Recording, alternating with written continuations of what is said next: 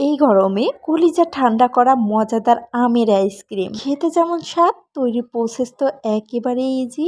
Only কয়েকটা উপকরণ দিয়ে তৈরি আজকের এই আমের রেসিপিটি ঠিক একদম ঘরোয়া পদ্ধতিতে, আর এত টেস্টি বলে বোঝানো যাবে না। প্রথমে এখানে আমি দুধ নিয়ে নিয়েছি, সেই দুধগুলোতে এলাচ দিয়ে ভালোভাবে গরম করে নিচ্ছি এবং একটা ছোট্ট বাটিতে 2 চামচ তুলে নিলাম। বাকিগুলো চুলাতে জাল হতে থাকুক একেবারে লো আছে, আর এইদিকে বাটিরগুলো আমি ঠান্ডা করে নিচ্ছি নাড়াচাড়া করে। তারপর এর ভেতরে সামান্য একটু ময়দা দিয়ে এগুলোও আমি নাড়াচাড়া করে একসাথে মিক্স করে নেব।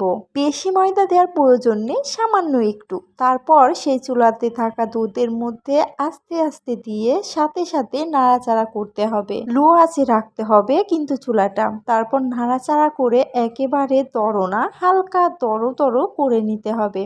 এর ভেতরে সামান্য স্বাদ মতো চিনি দিয়ে দিলাম। যেহেতু আমের আইসক্রিম তৈরি করছি সেহেতু আম না হলে হয় বলো, তো একটা আম আমি নিয়ে নিয়েছি, ফ্রিজ থেকে বের করে নিয়ে এবার কেটে নিচ্ছি ছোট ছোট ভাবে।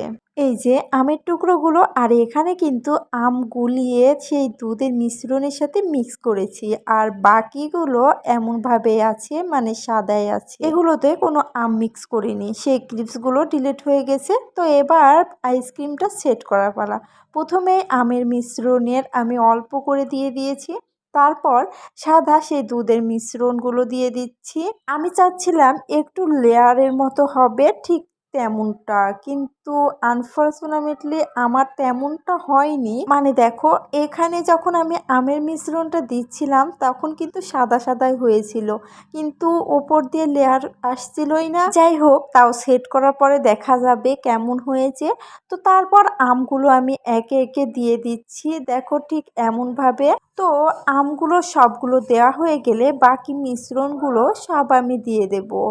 একসাথে দিয়ে দিতে হবে সবগুলো, আর বেশি গরম কিন্তু দেওয়া যাবে না, ঠান্ডা করে নিতে হবে। দেখো এখনই খেতে মন চাচ্ছে কিন্তু আমার, বাট এটা কিন্তু এমনিতে খাপটা আটকিয়ে দেওয়া যাবে না।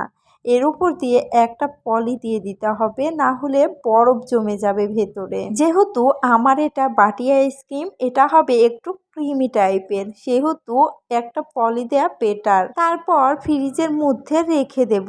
এটা 7-8 ঘন্টা ডিপ ফ্রিজে রাখতে হবে। তো আমি এখানে রেখে দিচ্ছি, যেহেতু আমি এটা সকালে মেক করলাম তারপর ফ্রিজে রেখে দিলাম। এবার হচ্ছে এটা বিকালের ভিডিও। দেখো এখন আমি খুলে দেখব আইসক্রিমটা ঠিক আছে কিনা।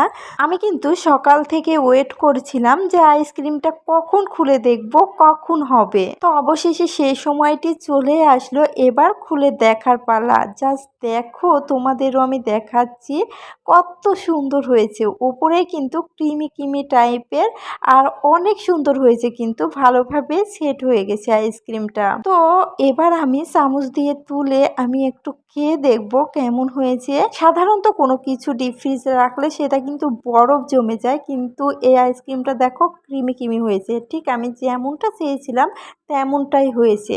তারপর আমি খেয়ে দেখলাম, মাশাল্লাহ আমার কাছে কিন্তু অনেক সুন্দর লেগেছে, ভালো লেগেছে।